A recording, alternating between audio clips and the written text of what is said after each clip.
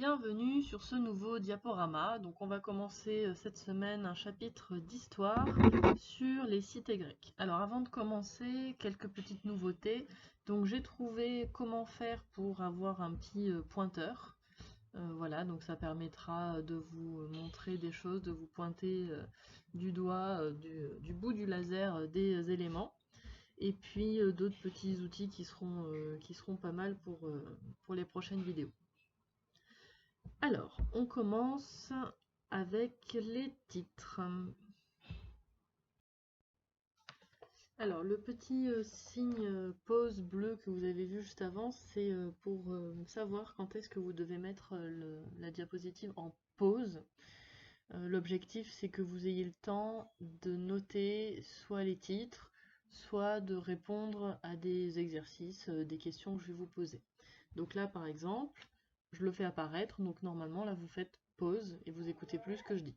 Vous notez simplement chapitre 1, le monde des cités grecques. Bon, désolé pour la petite intrusion sonore, mais c'est un peu compliqué d'enregistrer ce cours avec mon fils de 14 mois derrière, donc vous entendrez peut-être de temps en temps des petits cris, des petites choses comme ça, donc je vais essayer de faire en sorte que ça n'apparaisse pas trop. Voilà, mais là je peux vraiment pas faire autrement pour cette leçon. Donc, je voulais vous dire que sur cette partie, vous avez écrit chapitre 1 en rouge, le monde des cités grecques, et j'ai noté en orange, coller fiche objectif avec les définitions. Donc, cette fiche objectif, ainsi que d'autres documents, je vous les proposerai sur Arsène ou sur Pronote, sur les deux supports, afin que vous puissiez les télécharger en amont, c'est-à-dire avant de lancer la vidéo. Et au moment, donc là pour ce cours-là, il va y avoir trois feuilles à imprimer. Au moment où on en a besoin, je vous dirai prenez tel ou tel document, collez-le et ensuite complétez-le, on corrige, etc. Donc là vous avez besoin de la fiche objectif là où il y a les définitions. C'est les mêmes fiches objectifs qu'on utilise depuis le début de l'année. Voici la première photo que nous allons analyser.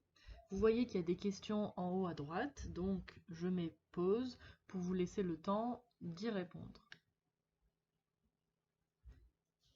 Maintenant que vous avez un petit peu réfléchi, c'est vraiment important que vous fassiez l'effort de réfléchir. C'est pas obligé d'écrire systématiquement vos réponses, mais au moins voilà, vous mettiez la vidéo en pause, vous regardez, vous essayez de comprendre, et après on reprend ça tous ensemble.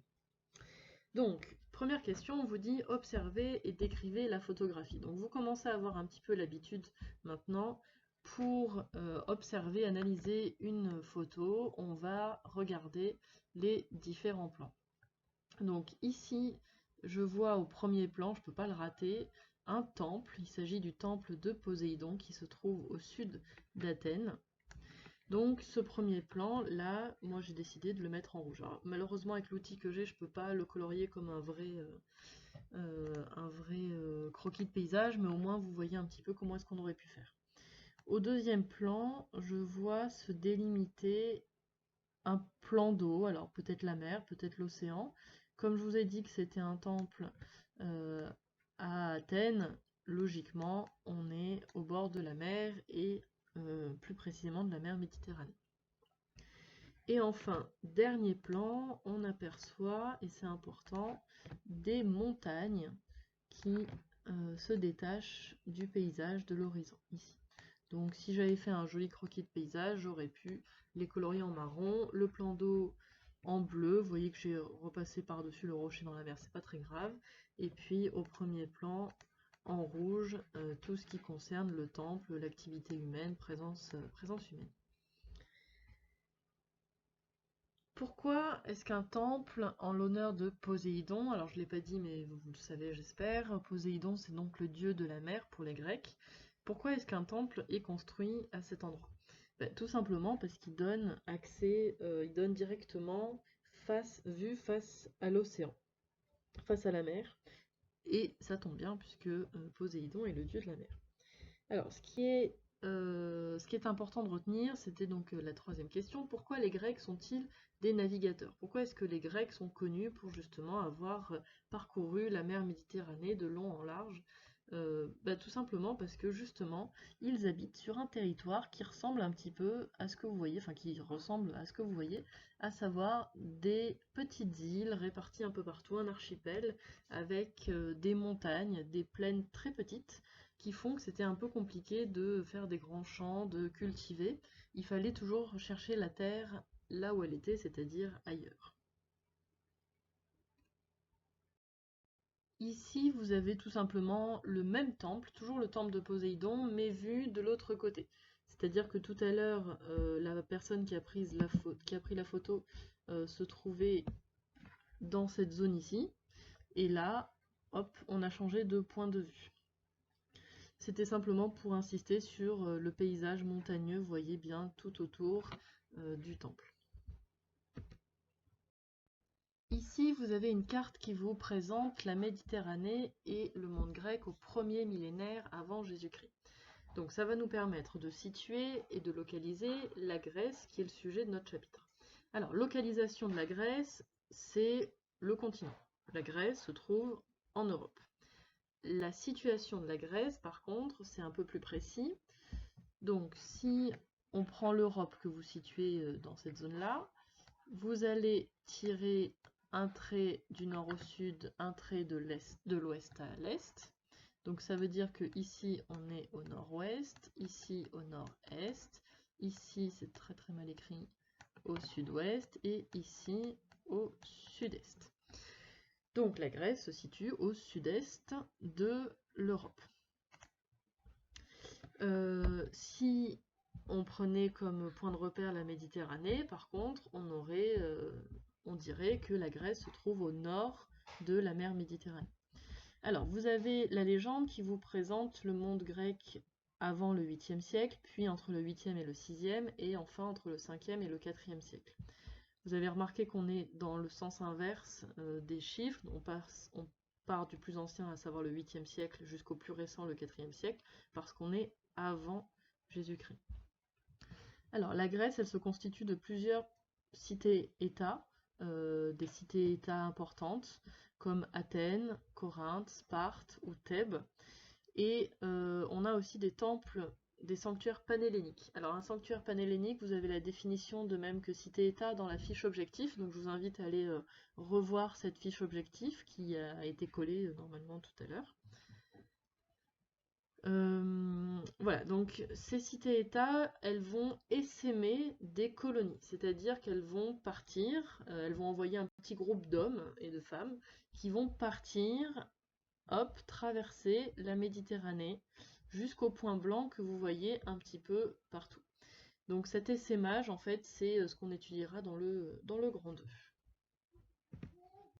Une petite introduction à noter, à recopier, donc vous respectez les couleurs indiquées en bleu, en noir et en rouge. Le symbole pause est apparu, donc vous notez grand A le titre Une éducation et une culture commune en noir. Il n'y a pas de faute, le S est normal. Vous lisez le texte, vous répondez aux questions. Alors, vous avez bien lu le texte. Si vous ne l'avez pas fait, remettez pause et puis prenez le temps de le lire. On vous demande d'abord de présenter le document. Ça, c'est un réflexe à avoir. Quand on vous demande de présenter un document, vous devez regarder en bas, souvent. Alors, je vais vous montrer avec le stylet.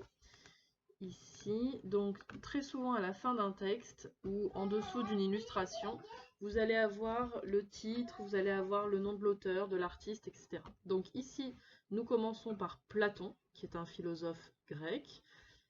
Le titre de l'ouvrage, vous le reconnaissez souvent parce qu'il est en italique. Vous voyez que là, c'est la différence en fait entre les deux, parce que si vous ne connaissez pas Platon ni le titre de l'ouvrage, vous ne savez pas trop qui est l'auteur, qui est le titre. Donc l'indication, c'est que les titres d'œuvres sont soit notés entre guillemets, soit notés en italique. Et on vous donne une date, ici, 6e, 5e siècle avant Jésus-Christ. Donc présentez le document. Il s'agit d'un texte écrit par Platon, qui s'intitule Protagoras et qui a été écrit entre le 6e et le 5e siècle avant Jésus-Christ.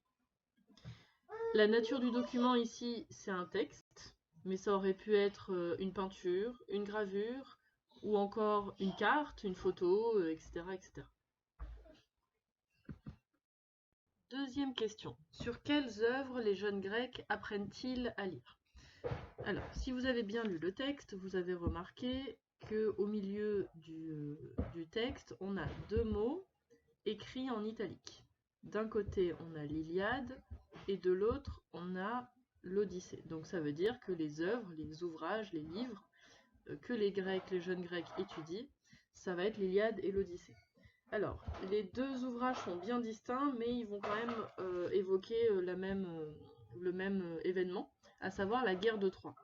Dans l'Iliade, premier ouvrage, on va avoir le récit de l'attaque des Achéens, c'est-à-dire des Grecs, qui vont aller à Troie, la ville de Troie qui se situe en Asie mineure. L'objet de cette guerre, c'est une femme. Donc en fait, le roi Ménélas est marié avec la reine Hélène, qui est réputée être la plus belle femme du monde, juste après Aphrodite, qui, pour rappel, est une déesse. Et donc cette femme va être enlevée par Paris. Alors forcément, Ménélas, il va pas être content qu'on lui pique sa femme, donc il va partir en guerre à la chasse de Paris, qui s'est réfugié dans sa ville d'origine, à savoir Troie. Donc Ménélas, il va pas partir tout seul, il va demander à son frère Agamemnon, et ils vont rassembler les plus valeureux guerriers grecs pour aller chasser, enfin pas chasser, mais pour aller chercher Hélène à Troie. Donc l'Iliade va raconter le début de la guerre, enfin la guerre en entier, c'est-à-dire quand les Grecs sont aux portes de la ville et qui vont attaquer la ville. Et l'Odyssée va raconter le retour de l'un des héros grecs que vous connaissez sans doute, à savoir Ulysse. Donc l'Iliade va surtout être axée autour du héros Achille et l'Odyssée surtout sur le héros Ulysse.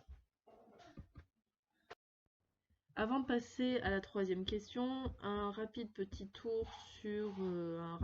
commentaire sur l'auteur. Donc l'auteur, vous l'avez juste ici, on vous parle des œuvres de grands poètes comme Homère. Alors Homère, c'est un auteur du 8e siècle avant Jésus-Christ. On appelait ces auteurs des Aèdes, c'est-à-dire des poètes qui allaient de village en village raconter des histoires. Et il se trouve qu'on lui a attribué l'Iliade et l'Odyssée. Mais en vrai, on ne sait pas si Homère a existé en tant que tel, ou si en fait c'est plein d'auteurs, plein de personnes, d'aèdes, de poètes, qui ont raconté la même chose, et puis on a tout regroupé sous le terme Homère, enfin sous le nom Homère. Donc ces aèdes, ils utilisaient des cithars, donc c'est l'instrument dont on parle au début. Les jeunes Grecs apprenaient l'écriture, la lecture et puis la cithare. Donc la cithare en fait c'est un instrument comme ça, là, qui ressemble à une sorte de guitare, une guitare antique. Et vous allez voir des représentations souvent de personnages. Donc là en fait on a un aède. Alors je sais pas si avec le souvenir vous voyez le pointeur, donc je vais prendre le pointeur. Donc ici vous avez un personnage qui représente un aède et qui est en train de raconter aux gens qui sont autour et qui l'écoutent un récit, une histoire, et il a dans les mains un instrument qui ressemble à peu près à ça, donc à une cithare. Il va y avoir plein de noms, hein, un peu différents, un peu variés, en fonction de la forme que ça va prendre, du son que ça fait, du nombre de cordes, etc. Et enfin, dernière question, quels enseignements tire-t-il de ces lectures? Donc en fait, l'Iliade et l'Odyssée, ça va vraiment être la base de la culture des Grecs. Ça va être la représentation du héros. Alors je vous renvoie à la définition dans votre fiche objectif. Donc héros, c'est soit un demi-dieu ou alors une personne toute simple, mais qui est capable quand même d'exploits extraordinaires. Alors les héros, ils sont souvent mis en œuvre dans des mythes. Et donc là aussi, définition dans la fiche objectif, mythe, c'est-à-dire un récit légendaire. Et ce récit légendaire, il va avoir comme objet les aventures d'un dieu ou alors d'un héros. Cette carte représente le trajet que Ulysse, héros de la guerre de Troie, aurait franchi, aurait fait pour rentrer chez lui. Donc Troie, comme je vous l'ai dit, c'est une ville qui se situe au bord de la Méditerranée en Asie mineure, donc ça c'est l'actuelle Turquie aujourd'hui.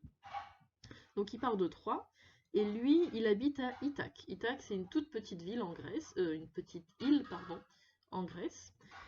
Donc, pour faire ce trajet-là, au lieu de faire simplement, voilà, de prendre la mer et d'aller jusque-là, il va lui arriver plein d'aventures qui va faire qu'il va avoir un trajet complètement, vous le voyez, un petit peu aléatoire. Il va aller d'île en île, de pays sur continent, etc., etc. Donc ça, ce sont des historiens et puis des chercheurs en littérature aussi qui vont travailler pour voir un petit peu où auraient pu se situer les différentes zones. Parce que dans le livre, il n'y a pas écrit là on est en Italie, là on est en Sardaigne, etc. Donc des chercheurs se sont dit que potentiellement les endroits où il a atterri, ça pourrait être sur ces zones-là. Donc là aussi, attention, on n'est pas sur de la certitude, on est sur des hypothèses. On va s'intéresser maintenant à deux épisodes, un épisode de l'Iliade et un épisode de l'Odyssée. Alors, à gauche, ici, vous avez le col d'une amphore. Alors, une amphore, ça ressemble à ça. Là, vous avez toutes sortes d'amphores, ce sont des jarres, c'est-à-dire des récipients en terre cuite, des poteries en fait, qui vont permettre de stocker, de conserver des liquides. Donc vous allez avoir le liquide à l'intérieur de chaque amphore, ça peut être du vin, de l'huile d'olive ou bien de la bière, des choses comme ça. Et celles-ci, elles ont une forme très allongée parce qu'en fait, on va les piquer pour les mettre en terre. Donc vous allez les planter à peu près à cette taille-là, à cette hauteur-là dans la terre, de sorte qu'elles vont être un petit peu à l'abri au frais, on va dire, puisque la Grèce est quand même au bord de la Méditerranée, donc c'est quand même des régions comme le sud de la France assez chaudes. Donc ça va permettre de garder un petit peu au frais, relativement au frais en tout cas, les différents aliments. Donc ici, nous sommes sur le col d'une amphore. On est sur le col d'une amphore. Donc le col, c'est cette partie juste ici. Donc en fait, pour qu'elle soit plus belle, on a sculpté, on a décoré un petit peu des choses dessus. Donc ça nous représente l'épisode du cheval de Troie. Donc là, vous voyez un cheval ici qui se dessine. Donc là, je vais le repasser un petit peu pour que vous voyez mieux. Hop, donc on voit son corps, ses petites pattes, comme ça, son grand cou, son encolure, touc. Et voilà, donc là, on n'oublie pas la queue.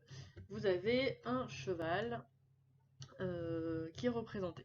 Et vous allez voir que ce cheval, il est un petit peu bizarre, puisqu'on voit à l'intérieur, alors je vais prendre une autre couleur. Ici, on voit à l'intérieur des gens, d'accord? Des têtes, en fait, on voit leur casque et puis leur visage. Donc vous en avez un petit peu partout. Et au-dessus, vous avez des soldats. Donc là, hop, vous avez un soldat qui représente sans doute Ulysse, avec son petit bouclier, son épée. Hop. Et puis d'autres soldats avec leurs boucliers, leurs épées, leurs armures. On en a un en bas aussi, etc. Donc en fait, on est dans le... Oula, j'ai complètement foiré cette tête. On est dans le contexte de la guerre de Troie. On a les Troyens, on a les Achéens, c'est-à-dire les Grecs là, ceux qu'on voit sur l'image, qui attaquent la ville de Troie. Seulement, le problème, c'est que la ville de Troie, c'est une cité très fortifiée, et les attaques successives sont des échecs. Les Achéens, les Grecs, n'arrivent pas à attaquer Troie. Donc Ulysse, là notre fameux Ulysse, va avoir une petite idée. Il va dire, on va faire un cadeau pour montrer qu'on se rend. Les Troyens sont trop forts, donc on abdique. Et ce cadeau, ça va être un énorme cheval en bois, d'accord, sur roulette, là, hop, on a des petits trous. Et cet énorme cheval de Troie, voilà, c'est un cadeau pour montrer qu'en fait, les Troyens, vous êtes les plus forts, hop, petit cadeau. Sauf qu'en fait, l'idée, c'est qu'à l'intérieur du cheval, on va cacher des hommes qui, une fois la nuit tombée à l'intérieur de la cité, vont ouvrir une petite trappe sous le ventre du cheval, descendre, et puis aller ouvrir les portes de la ville pour laisser rentrer l'armée des Achéens qui va du coup zigouiller tout le monde. Alors, évidemment, on est sur de la légende, hein, il ne faut pas prendre ça au pied de la lettre, mais en tout cas, c'est un des épisodes fameux de l'Iliade, avec Ulysse, le héros dont on va parler justement dans l'Odyssée. Alors, de ce côté-là, on a ici, on a un vase. Alors, on va très souvent dans ce chapitre voir des illustrations de ce type-là, c'est-à-dire un fond noir avec une illustration orange, un petit peu jaune, ocre, rouge. Ça, ce sont des vases typiques grecs. Donc dès que vous voyez une illustration comme ça, dites-vous bien qu'en fait, elle est positionnée sur un vase plus grand. Ça peut être une poterie de n'importe quelle taille, de n'importe quelle forme, mais en tout cas, ce sont des céramiques. D'accord? Faut pas se dire que si jamais je zoomais que sur l'image et que vous voyez simplement, par exemple, alors je vais prendre le stylet, si jamais j'avais coupé l'écran, hop, et que j'avais mis simplement cette image-là, il faut bien vous dire que si vous voyez cette couleur-là, c'est forcément qu'on est sur un vase, sur une céramique. Alors, sur cette céramique, on a Ulysse. Alors, Ulysse, il est là. Hop. Et il est sur un bateau qui est censé le ramener à Ithaque. Vous vous rappelez, après la guerre de Troie, après la bataille contre les Troyens qui a été remportée, Ulysse va rentrer chez lui, à Ithaque, sur la petite île d'Ithaque, mais il va avoir plein d'aventures. Alors, dans ces aventures, on a l'épisode des sirènes. Les sirènes, nous, on pense souvent à la petite sirène, Ariel, avec ses longs cheveux rouges et puis une queue de poisson. Mais en fait, sous l'Antiquité, les sirènes, ce sont pas des femmes poissons, ce sont des femmes oiseaux. Donc là, on a une représentation ici, hop, on en a une autre ici, avec ses ailes et puis toutes ses plumes, et puis encore une de ce côté-là. Donc ces femmes oiseaux, elles ont un chant qui est censé attirer les marins, et en fait c'est pas du tout pour faire ami-ami avec elles, c'est pour les manger. Donc une fois que les hommes sont attirés par leur doux chant, leur douce mélodie, et ben elles les attrapent avec leurs serres, avec leurs pattes là, et puis elles les mangent.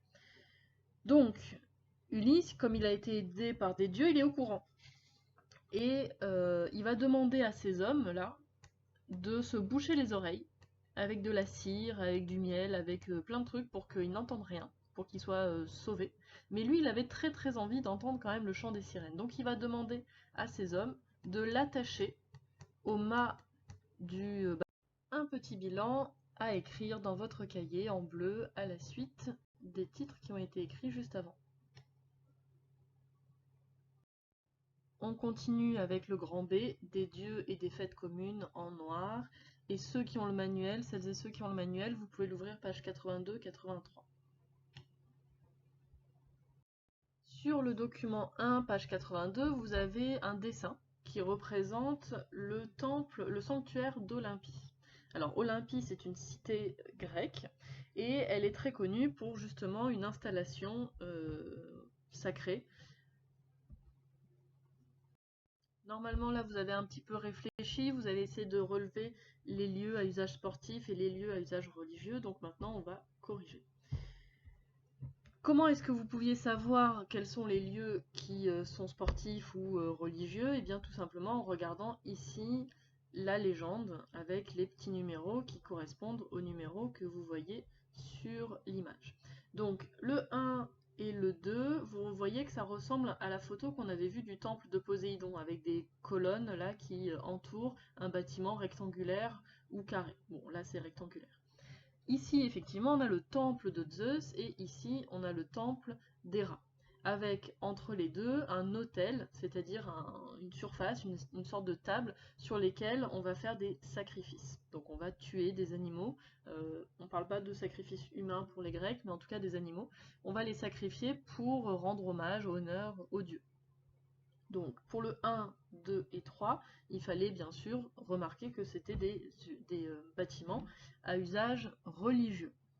Pour la suite, on a le 4, ici on a un grand terrain qui est une sorte de gymnase, on peut dire, et ici le 5, un palestre. Donc vous avez ici deux installations sportives pour permettre l'entraînement des hommes au javelot, au disque, à la course, à la lutte, au saut, etc. etc. De l'autre côté, ici on a des terrains encore plus grands avec le 6 un stade pour les courses et le 7 un hippodrome pour les courses aussi, mais les courses de chevaux et de chars. Ici, nous avons une photographie du palestre de Pompéi. Alors Pompéi, pour celles et ceux qui ne savent pas, c'est une cité antique que l'on peut visiter aujourd'hui. En fait, cette cité, elle est très connue parce que elle a été engloutie sous une énorme vague de lave, enfin, sous une quantité énorme de lave, suite à l'éruption d'un volcan. Donc en fait, ce qui a fait le malheur des habitants de cette époque, qui sont tous morts, engloutis, brûlés par la lave, asphyxiés, fait le bonheur des archéologues et puis de nous, puisque en fait on peut visiter, se déambuler, se promener à l'intérieur d'une cité antique réelle. Alors, ce palestre, il est intéressant puisque c'est un endroit, c'est le lieu où les adolescents entre 12 et 16 ans pratiquaient différents sports. Ils apprenaient la gymnastique, la lutte et d'autres exercices physiques, mais ils apprenaient aussi les bonnes manières et la discipline. Parmi les sports qu'ils pratiquaient, qu'ils apprenaient, je vous ai mis tout en bas des exemples. Alors, tout à l'heure, je vous ai expliqué que dès qu'on voit des choses avec un fond noir et puis un dessin ocre, rougeâtre devant, ça veut dire que tout ça, ce sont des poteries, ce sont des céramiques. Vous voyez d'ailleurs que là, c'est arrondi, c'est pas la personne qui sait pas dessiner, c'est simplement qu'en fait, c'est bombé. D'accord? Là, on est sous un vase. Là, vous voyez un petit peu le col de l'amphore avec les anses de chaque côté. Donc c'est pour ça que c'est pas forcément des illustrations très faciles à lire. Et puis en plus, elles ont subi les dégâts du temps, puisque vous avez souvent des céramiques qui ont été cassées et restaurées, donc recollées, mais parfois il peut manquer des petits bouts, comme ici, il nous manque un bout du pied. Alors, nous avons ici le sport, donc vous pouvez deviner aussi chacun de votre côté. Ici, c'est le lancer de disque. Donc on a un disque ici, et donc le gymnaste s'entraîne à lancer le disque. Ici, nous avons une scène de sport, je vous rassure. Il s'agit de deux hommes qui sont en train de faire de la lutte, d'accord? Alors à cette époque-là, on représente très souvent les corps nus, d'accord? Donc ça n'a rien à voir avec une quelconque sexualité. C'est simplement que déjà on est dans un pays méditerranéen, donc il faut bien s'imaginer qu'il fait très chaud. Et puis en plus, c'était une manière de mettre en avant le corps, le physique, la force, les muscles, etc. Donc, le lancer de disque, la lutte. Ici, on le voit un petit peu là, on a un javelot, donc c'est le lancer de javelot. Ici, une discipline qui n'existe plus aujourd'hui, puisqu'il s'agit d'une course, mais en armes. Vous avez vu, là, il a un énorme bouclier, il porte son casque, là, il a des jambières, donc il va courir avec d'autres coureurs, mais tout habillé avec son armure. Ici, nous avons le pugilat. Alors le pugilat, c'est un petit peu l'ancêtre de la boxe, on va dire, de la boxe anglaise. C'est-à-dire qu'on va avoir des tout petits, c'est pas vraiment des gants, mais ça va être des lanières de cuir qu'on va mettre autour des poignets et on va se battre, se donner des coups de poing. Donc c'est souvent des coups de poing plutôt au visage, même si on pouvait donner des coups de poing un peu partout. Et ici, nous avons le pancrace. Donc le pancrace, c'est un peu une sorte de lutte, mais beaucoup plus violente, où tous les coups sont permis, sauf là, ce qui est en train de se passer. Alors, si je peux vous montrer, hop, voilà, en zoomant. Donc en fait, ici, vous avez un arbitre, là, qui est pas content, il est en train de fouetter, on le voit pas très bien, mais il a un fouet dans les mains, il est en train de punir cet athlète. Alors à votre avis, pourquoi? Pourquoi est-ce qu'il punit cet athlète? Qu'est-ce qu'il a fait? Il a enfreint la seule règle interdite au pancrace, à savoir qu'il essaye discrètement de crever les yeux de son partenaire. Donc ça, c'est le seul truc qui est interdit, sinon tous les coups sont permis pour le pancrace. Revenons sur le sanctuaire d'Olympie. Alors, les Jeux olympiques que vous connaissez viennent de cette ville, de ce sanctuaire, qui organisait à intervalles réguliers des Jeux. Pendant ces Jeux, tous les Grecs devaient venir s'affronter dans les différentes disciplines qu'on a vues juste avant. Alors, je vais vous laisser lire le texte et répondre aux questions. Donc, si vous avez lu le texte, quel est le but des jeux? Le but des jeux, c'est donc, je vous l'ai dit, de faire venir tous les athlètes, les Grecs, pour s'affronter, mais c'est surtout un moment où on fait une trêve, on fait la paix, on arrête les disputes, on arrête les guerres, puisque entre les cités grecques, même si ce sont des Grecs, ils se faisaient quand même la guerre. et on va s'affronter dans des disciplines sportives pour voir qui sont les meilleurs. Quelle mesure permet à tous de s'y rendre? Bah justement, c'est le fait de décider la trêve. Plus personne n'a le droit de faire la guerre, et ceux qui enfreindraient cette règle seraient honnis, seraient détestés, seraient comment dire, plus estimés, n'auraient plus l'estime des autres Grecs. Malheureusement, vu le format des vidéos, je peux pas dépasser 30 minutes, et là déjà je suis à 30 minutes. Donc je vous renvoie à ce lien, donc c'est un YouTuber, Doc7, qui propose des vidéos assez marrantes, assez bien faites sur des sujets très très très variés. Et il se trouve qu'il a fait une vidéo, qui elle aussi est assez longue, 30 minutes, sur l'histoire de la mythologie grecque. Alors il va assez vite puisqu'il essaye d'évoquer la totalité des dieux grecs qui existent, les titans, les olympiens, etc. Bon, bah voilà, s'il y en a qui ont envie de regarder un petit peu, je vous conseille ce lien, vous pouvez aller voir de votre côté. Vous notez maintenant ce bilan. Je vais faire suivre à la suite de cette diapo tous les codes qui correspondent à vos classes, puisque là, cette vidéo concerne les 6e A, B, C et E, puisque je vous ai tous en fait cette année. Donc, vous mettrez pause pour la classe qui vous correspond. S'il vous plaît, faites attention à bien vous enregistrer sur la bonne classe. Voici les codes pour les 6e A, les 6e B, les 6e C et les 6e E. J'ai eu quelques petits soucis avec les pseudos dans le test qu'on a fait la semaine dernière, donc s'il vous plaît, j'ai pas forcément besoin de votre nom de famille, faites attention à pas donner d'informations personnelles sur tout ce qui peut être internet, donc prenez l'habitude de mettre un pseudo, moi ça me va très bien. Ce pseudo, il faut que je puisse le reconnaître, donc essayez de mettre votre prénom à l'intérieur. Après vous pouvez mettre ce que vous voulez, mais au moins que de mon point de vue je sache à qui j'ai affaire. Si vous voulez mettre un truc vraiment à côté, au moins envoyez-moi un message pour que je note qui est qui.